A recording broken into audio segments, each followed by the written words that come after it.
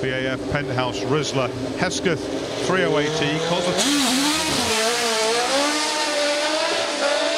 Yeah, young historic racer Michael Lyons, who's so successful in this car. He's a modern GT racer as well. He's very sideways, Marcus. Kicks up the dust at the apex of the second part of the first corner. The Cosworth DFV, the 3-litre screamer, comes flying under the bridge. The speed over the brow into Morecambe is unbelievable.